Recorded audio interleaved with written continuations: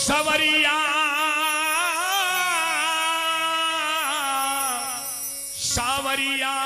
सावरी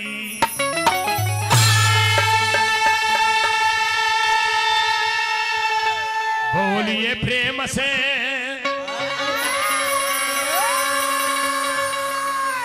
आनंद कंद सचितानंद भगवान की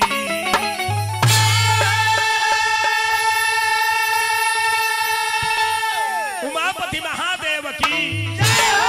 माखन चोर कन्हैया लाल की पवन पुत्र हनुमान की स्वर्ग देवी शारद मैया की अपने अपने बाबू मैया की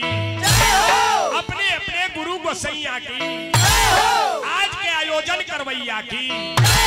श्रोता सुनवैया की संघे संघे गवैया बजवैया की यही सुमिरन वंदना आराधना साधना है बबुआ। सुमिरन क्या है? मन चंगा तक कठौती में गंगा केकरा खाती संत शिरोमणि बाबा रविदास खाती जमुना कठौती में वहां का चमड़ा फुलावत रहनी वही कठौतिया में गंगा मैया के दर्शन देली। कहे के मतलब मन की तरंग मार लो बस हो गया भजन और ये आदत बुरी संभार लो बस हो गया भजन। भूखे को दो दाना प्यासे को दो पानी गिरते को थाम लो बस हो गया भजन। हमनी के सनातन धर्म में कहीं 33 कहीं 56 कोटि देवता बतावल गई लेकिन कोई कोई विद्वान तीनों को देवता बताइए माता पिता और गुरु कोई कोई विद्वान 4 को देवता बताइए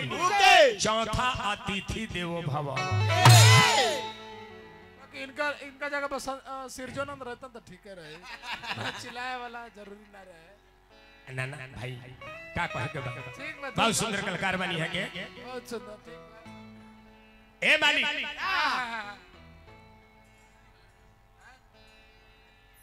सारण के धरती से बड़न भैया बड़े सुंदर कलाकार हैं छपरा सारण लेकिन छपरा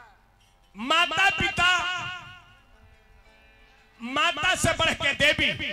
और पिता से बढ़ के तीनों लोग 14 भुवन में कोई देवता नहीं खोल ए मालिक लेकिन हमनी के गाना बजाना के माध्यम से मंगल के दाता बिघ्न कहरिया के दरबार में भाग जाके कहत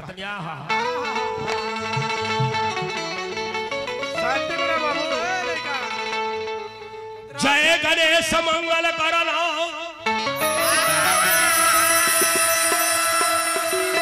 अब विघ्न हरण गणराज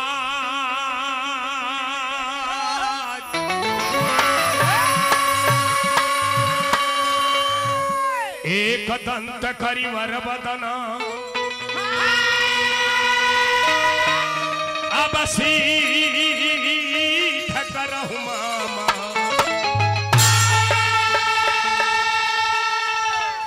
विद्या के अजी शास्त्री देवी जगत जननी माई शारदा होली यही मैया दुर्गा काली लक्ष्मी सरस्वती मेहरा वाली पहाड़ वाली हिया शक्ति एक बा और रूप अनेक बा माई जगदम्बा के दरबार में भग जाके कहता का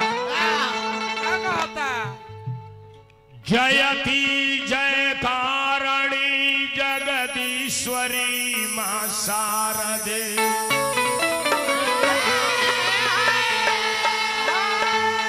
जयति जय पालक जयकार सुन जननी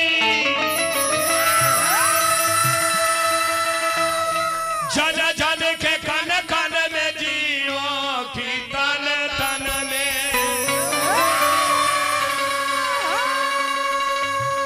रहती है दाया तिहार सुन जननी कपल बुद्धि दानी तू वेद के बखानी महिमा बयगमाय पार सुन जननी अधमा के नैया खेवैया बन के पार करो तो बेटा श्रीकांतवा गवार सुनो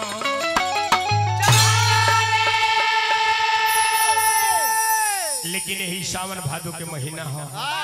यही सावन भादो के महीना में माई बहिन लोग कजरी झूमर चौहट गावेली वाह एगो मौसमी में आवा एगो भाव लाग गई बाबू लाके नहीं खे जा रंग में आवा रंग में तो नहीं गा के बा करी मझीम करी मझीम अरे बरसेला रे बदरिया अन तो पति प्रदेश में मेहरारू कलेश में मेहरारुआ यही जब आप मौसमी महीना में अपन मर्द के पास फोन पर तरीका हमरा उनका निवासी कह तरीके नाती के बेटा ते लुधियाना पंजाब रहे के रहे तो हमारा गवना काहे करैले रहो आई हो दादा ननदी जी बड़ी चलेगा ननदी से भौजिया कह तरी ये अब नसे नस हमरा देह में दर्द ज्वाला भैया नहीं खल तो हरदिए पीस दो कह तरीका तनी दे दे बाबू